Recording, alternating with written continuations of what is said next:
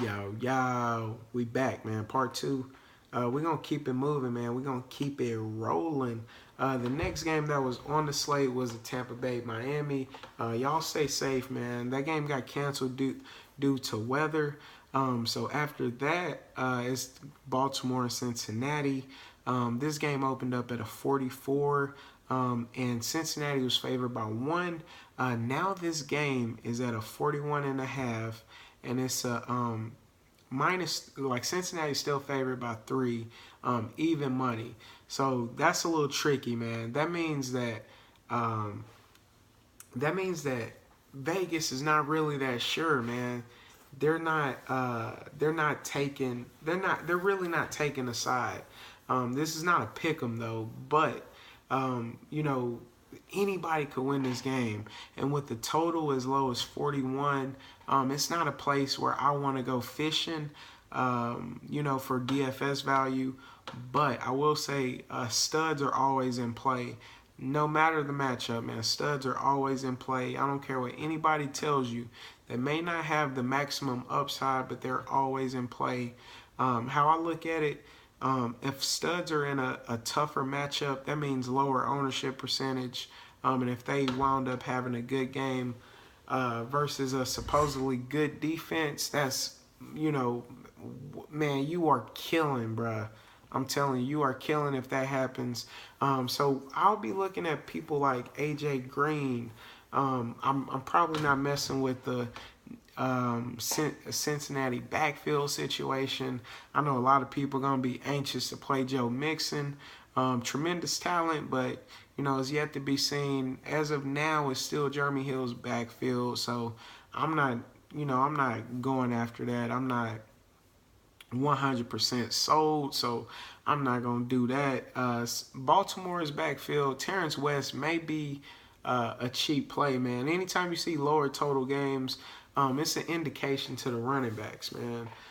In my opinion, that's just how I translate it in my mind. When I see lower total games, running backs will be involved, man, because if you're running the ball, you're wasting the clock, and clearly you're not going to put up points as fast running the ball. So that's always an indicator. So Terrence West may be a super sneaky play, man. He may be in play for tomorrow. Next game we have Pittsburgh and Cleveland, 47.5, and Pittsburgh is favored by 9.5. Fast forward to today, 46.5. Pittsburgh is still favored by 9.5. So what that tells me, all week they held steady. A decrease or increase by a point is normal. Is really normal. So that means Vegas is not really seeing too much to sway their decision. They just wanted to drop the point total a little bit. And with that being said, because this game is a popular game, a lot of people are flocking towards Pittsburgh, which is a good reason. They're a very solid team. But I think Cleveland is actually going to surprise a lot of folks. I think they're going to be better than what we're expecting. And I think their defense is actually all right, man. I think their defense is okay. I was sleep playing Madden, and I was just looking through their list. And I know Madden and NFL. I can't compare the two, but they have a lot of sneaky good players, man. And I'm anxious to see what they do this season. I definitely think they'll be better than a lot of people think. I know they'll dominate the Jets, man. They're gonna kill their record. That's not saying much, but Cleveland is gonna be sneaky, man. I promise you. You heard it here first. Cleveland is gonna be sneaky, man. But it'll be interesting to see what happens. Of course, when a team is favored like that and you have a total over 45, feel free to target the studs. Big Ben is in play. He struggles on the road. That's a disclaimer. Le'Veon Bell hasn't been with the team all training camp, all preseason, but he's back. They say he's been working out. He's healthy. I know he was at Dairy Queen, man. He He put in a job application at Dairy Queen, but he's still a stud, man. Antonio Brown business is still booming, and Cleveland got rid of Joe Hayden. I almost said Joe Mixon. They got rid of Joe Hayden, so secondary may be a little questionable as far as a match up with their number one. But yeah, man, Isaiah Correll may be in play. I'm not going Kaiser. I don't think too early, man. It's too early to do that. But, man, once again, I think this is a game to target. A total over 45, we can definitely look into that. Moving on to the next one, we have the Rams versus the Colts. This game opened up. Now, check this out. This is a biggie for me. This is a huge one. This game opened up at 48 with the Colts favored at 3.5, right? Fast forward to today, this game dropped down to a 42 and a -4 for the LA Rams. So the Rams are now projected to win this game. Of course, the news with Andrew Luck. Andrew Luck is not going to play. So that had a huge part to deal with it. You got Scott Tolzien as your number one quarterback. That's always a scary statement. And the Colts are going to have to live through that tomorrow. But when I see that, I want to let you know 100%, if you're not rocking with Houston, LA Rams, or Buffalo, are the defenses. I'm higher on the Rams more than Buffalo. But Rams defense is definitely in play, 100%. And then Ty Gurley, man, he's going to have a super bounce back year. I got him in 2 of my 3 fantasy leagues. So I'm telling you, if we don't see Gurley show up this week, it'll be rough. It really will. I'll be nervous. I'll start panicking, man, because last year he had a bit of a down year. But the team made some adjustments, man. They got that young coach in there. He seems to understand what Gurley wants to do. And his system fits Gurley, man. It suits him. Jared Goff is getting better and better with every preseason game, every practice. It's only a matter of time before he starts making professional throws and not looking like buns. But, yeah, for tomorrow, Rams defense, Ty Gurley, lock them boys in. I'm telling you, you will not regret it. Moving on to the next game, which is my favorite game out of the whole slate. This game is the honest to God reason what gave me the thought and inspiration to make this video. This next game I'm about to talk about, biggest game of the week. Trust me. And it may be hard to trust me. You don't even know me. I'm Jalen. It's nice to meet you. Super Dope Cook, DFSMasterMind. But trust me, man, this is the game.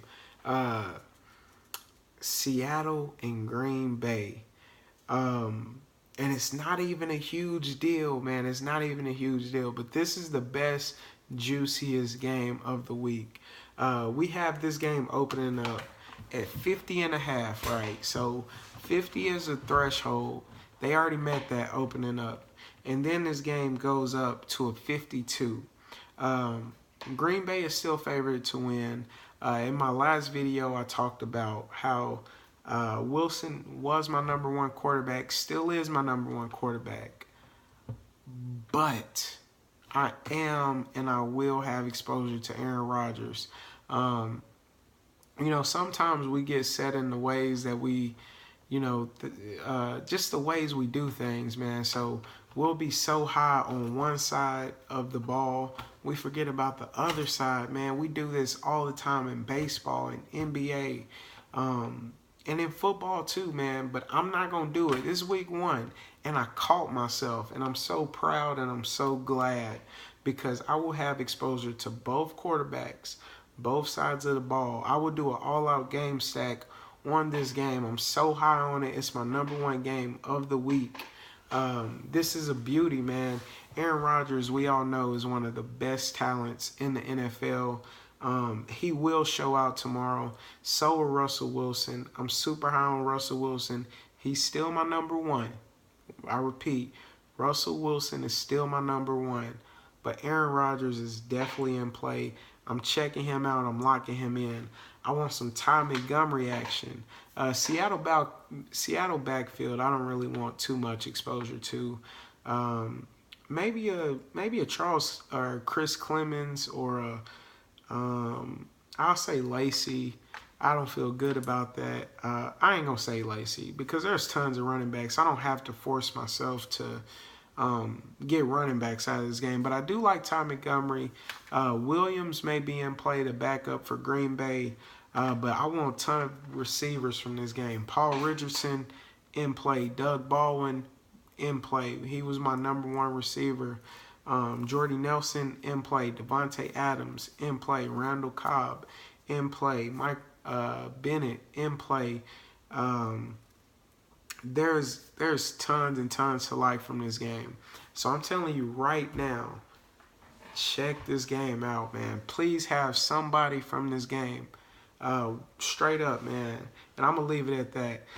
Next game, man, we got Carolina and San Francisco. I recommended both of these quarterbacks in my most recent video. This game opened up at a 49, and Carolina was favored by 4. Now this game drops down to a 47. Carolina's favored by 5. What that tells me, maybe we should pull back a little bit on the offenses of this thing.